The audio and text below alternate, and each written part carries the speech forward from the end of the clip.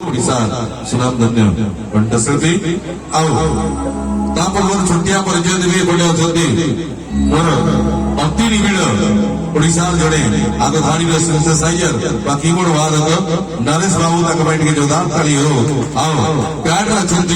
ताली हो जय जगन्नाथ एवं सरला आज एक निरा परिवेश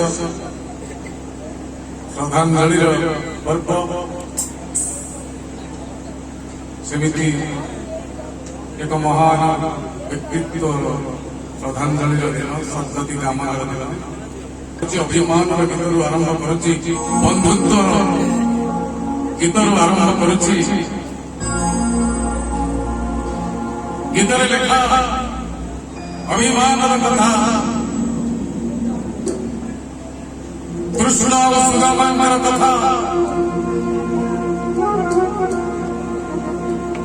दिने कृष्ण और सुदामा कथा हेले सुदामा कहले हे सखा हे कृष्ण तम कपाल पहुंची तुम्हें दिने ना दिन राजा गादी बसब राजा कथा कृष्ण मन को पाइला कृष्ण कथा शुणी हसीदेले कहले हम ठीक अच्छी बंधु जदि केवे मु राजा हुए मोर मंत्री पदर दायित्व नब तुम्हें दिन आसला सेमिति एक पवित्र सुযোগ आसला मुहूर्त आसला कृष्ण राजा होगले सुदामा जो दरिद्र हो रही कथा सेमती गाँव में रही चिठी लिखिले बंधु ए बड़ ठाकुरे बड़ है भूलीगल भाई बंधु को रागिची तुम एमती दरदी लेखा जोरदार करताली आसी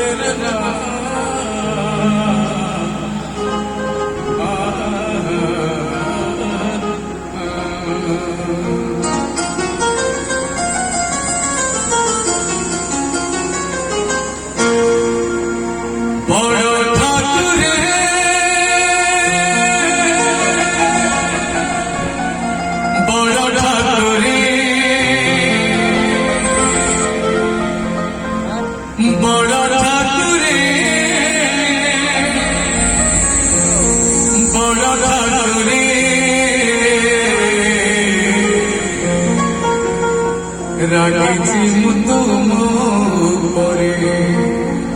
ठाकुरे रागिची मुतु मोरे कहीं कथा कौन गरीब बंधु को भूली गल तमें बड़ लोग हे बापरे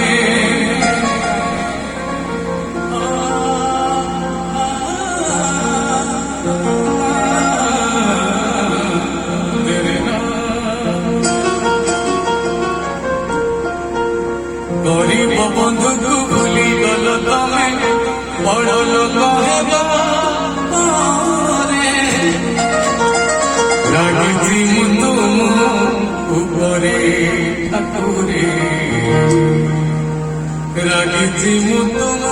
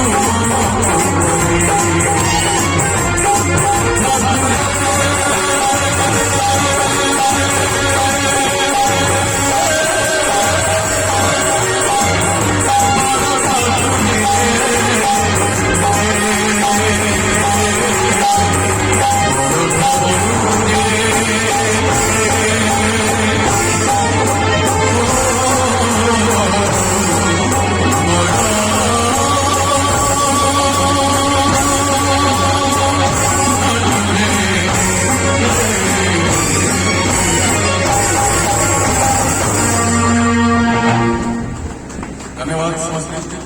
ଯାହା ଆଜିର ଜିଲ୍ଲାରେ ଆଜିର ଏହି ପରିବେଶରେ ଆପଣମାନେ